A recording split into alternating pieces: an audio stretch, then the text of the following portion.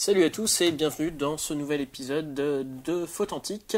Pour aujourd'hui, rapidement, on va faire une petite série sur les films Washi. Je vais faire un stage avec Nicolas Petit et Lomique Perrotin dans 3 semaines. Avant, pour pouvoir discuter justement avec Lomique Perrotin, j'ai acheté une petite sélection de ces films. Dans les prochaines semaines, on va pas trop parler matériel, bien que je vais vous parler rapidement de ce que je vais utiliser, mais je vais surtout parler film, puisque je vais essayer de tester les différents films. On va commencer par un truc assez simple, le Washi A. Je vais commencer par une très rapide présentation du matériel avec lequel je vais faire cette pellicule là, puisque je vous ai pas encore fait de vidéo avec. Il s'agit du Minolta Hashimatic 7S d'ailleurs. Le Hashimatic, je vous ai déjà montré le Hashimatic F, que j'aime beaucoup, il est tout petit et qui m'a suivi pendant quelques années. J'ai d'ailleurs réussi à trouver comment faire fonctionner les piles, donc j'en ferai une vidéo séparée ou un short. Mais il a un souci, ce boîtier, il est petit, puisque en fait son objectif il ouvre à f2.7, et là dans ce cas du Washi j'ai besoin de quelque chose de lumineux. Malheureusement je n'ai pas d'objectif avec moi qui ouvre à 1.4, donc tout ce que j'ai c'est du 1.7, 1.8 pour l'instant, donc va falloir faire avec ça. Et donc pour cette première Washi A, puisque j'en ai deux, le temps d'avoir un objectif qui ouvre à 1.4 à l'avenir, j'ai pris ce Minolta Hashimatic 7S que j'ai depuis maintenant 5 ans. Je l'ai acheté sur une brocante en avril 2017. Je vous en ai pas fait la vidéo tout simplement parce que je savais pas si j'allais continuer à ce moment-là la chaîne YouTube ou pas. J'ai pensé fortement quand même, donc la vidéo arrivera rapidement, mais pour vous le présenter en quelques mots, c'est un télémétrique comme le Hashimatic F, un peu plus gros, beaucoup plus gros, quasiment le double. La mise au point manuelle, et son avantage aussi par rapport à l'autre, c'est qu'il fonctionne sans pile. Il y a une cellule, donc qui permet de le passer en mode auto, en mode programme, mais par contre on peut le faire fonctionner entièrement manuel. Et l'autre avantage aussi,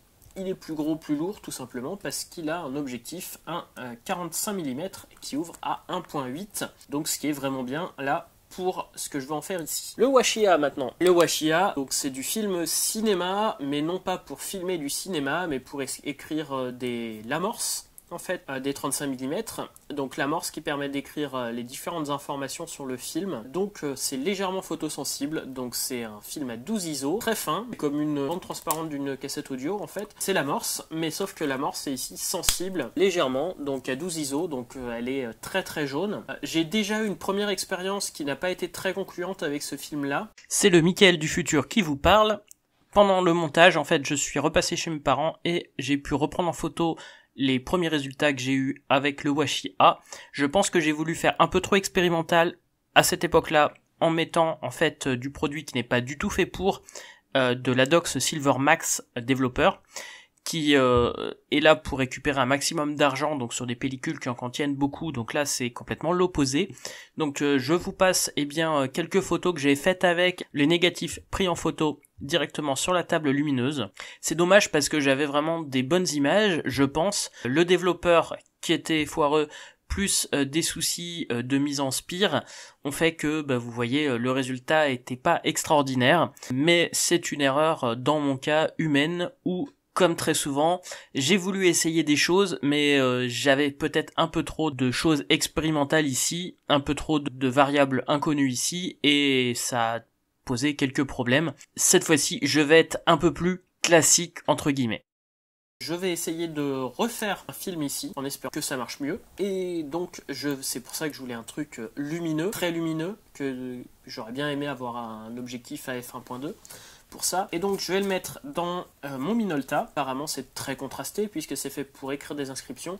Ça peut être très sympa sur certains bâtiments architecturaux, essayer de faire juste ressortir les lignes. C'est un essai, je sais pas du tout ce que ça va donner. C'est un film très spécial que je vais donc faire rentrer ici. Je vais charger le Minolta.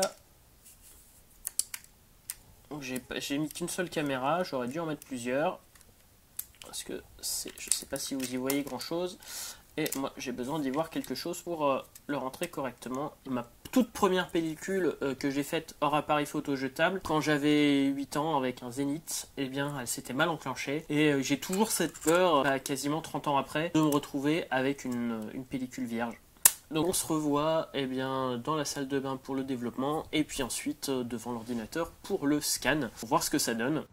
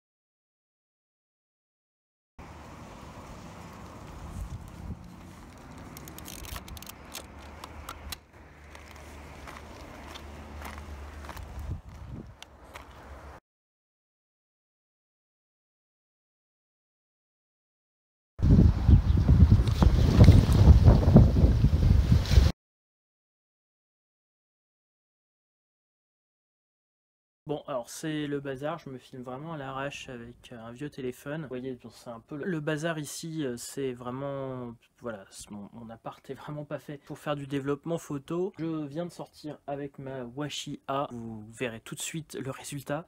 Moi je suis hyper pressé de voir le résultat sur le scan parce que par rapport à mon premier essai, là ça me semble... alors je sais pas si ça se voit bien derrière moi, c'est celle-là, je dis pas de bêtises, c'est ouais, celle-là, la Washia.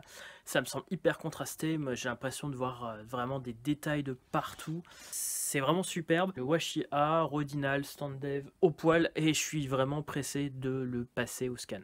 Alors, bilan de cette première Washia. Je vais essayer de ne pas faire trop de bruit en vous montrant les négatifs. Je l'ai mis un peu proche de...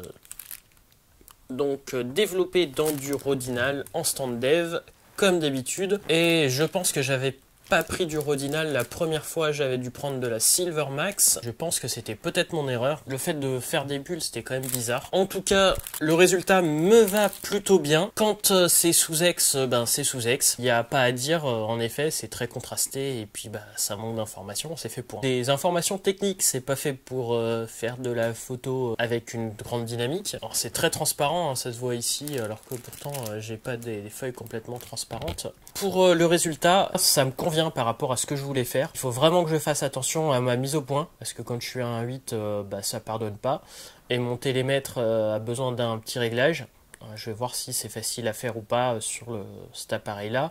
Ou alors la prochaine fois, j'utiliserai un de mes appareils photo réflexe, cette fois-ci, et pas ce télémètre-là déréglé. Ce que je dois dire, c'est que c'est une pellicule que j'ai vraiment aimé utiliser. C'est vraiment un truc...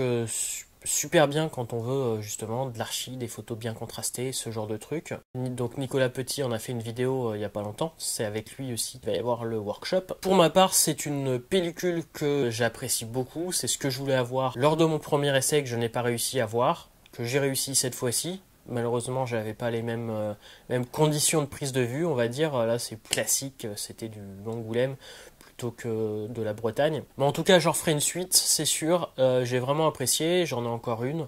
Et j'en rachèterai d'autres sûrement par la suite. Histoire de pouvoir faire une série un peu mieux. C'est une pellicule qui me plaît, qui est en effet assez compliquée à utiliser du fait que ça soit du 12 ISO. Mais c'est pas non plus...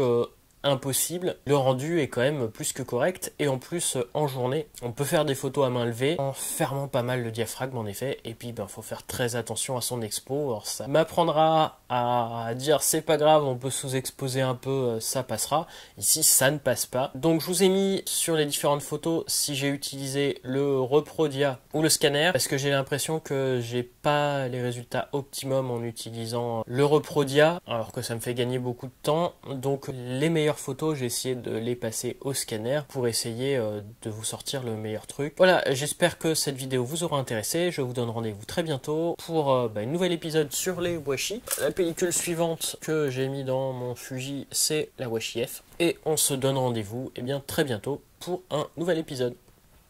À très bientôt.